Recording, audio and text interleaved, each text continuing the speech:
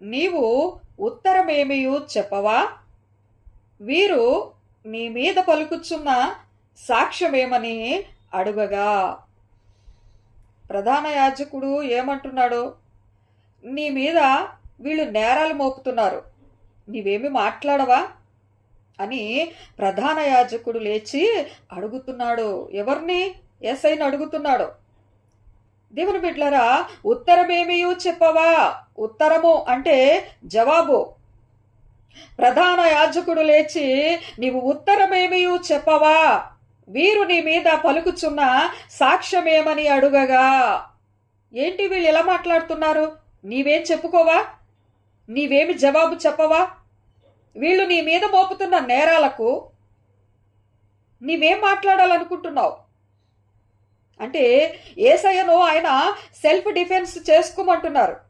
నువ్వేం మాట్లాడవా అంటే యేసయ్య తనకు తాను సెల్ఫ్ డిఫెన్స్ చేసుకోవాలి అక్కడ. దేవుని బిడ్డలారా, ఎందుకంటే యేసయ్య పక్షముగా అక్కడ మాట్లాడటానికి ఎవరూ లేరు కాబట్టి. దేవుని బిడ్డలారా, అందుకని ప్రధాన యాజకుడు ఏమంటున్నాడు? నీవేమి ఉత్తరమియ్యవా?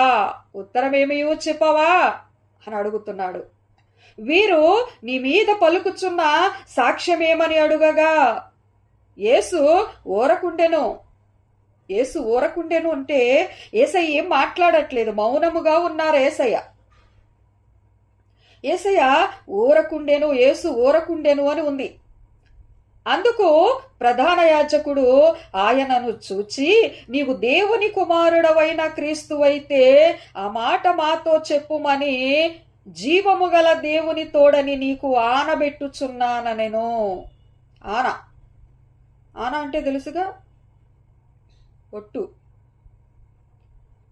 దేవుని బిడ్డలారా, నీవు దేవుని కుమారుడవేనా? అందుకు ప్రధాన యాజకుడు ఏమంటున్నాడు? యేసయ్య ఊరకే ఉన్నారు, యేసు ఊరకుండెను అని అక్కడ ఉంది. అందుకు ప్రధాన యాజకుడు ఏమంటున్నాడు? ఆయనను చూచి, నీవు దేవుని కుమారుడవైన క్రీస్తు అయితే, నీవు దేవుని కుమారుడవైన క్రీస్తు అయితే. మన లోకములో కొన్ని మాటలు చూస్తూ ఉంటాం కదా, నీవే అయితే, నువ్వు అలా కాకపోతే, నువ్వు ఎలా అయితే, ఇంకా చాలా ఘాటుగా మాట్లాడతారు. నీకు దమ్ము ఉంటే, నీకు సామర్థ్యం ఉంటే. దేవుని బిడ్డలారా, వాళ్ళ క్యాపబిలిటీని వీళ్ళు కామెంట్ చేస్తూ ఉంటారు. దేవుని బిడ్డలారా, అలాగే ఇక్కడ ఏమంటున్నాడు ఆయన? నీవు దేవుని కుమారుడవైతే, నీవు దేవుని కుమారుడవైన క్రీస్తు అయితే అంటే ఇక్కడ ఒక ఛాలెంజింగ్ వర్డ్ అనేది ఆ ప్రధాన యాజకుడు విసురుతున్నాడు యేసయ్య మీద. నువ్వే అయితే చెప్పవయ్యా. ఇదే మాట మనము వాడుక భాషలో మనమేం మాట్లాడుకుంటాం? నీకు దమ్ముంటే చెప్పు. అది కరెక్ట్గా మన వర్డ్ ఇదనమాట. అలాగే యేసయ్యను, నీవు దేవుని కుమారుడవైన క్రీస్తువైతే ఆ మాట మాతో చెప్పుమని జీవము కలిగిన దేవుని తోడని నీకు ఆనబెట్టుచున్నాను.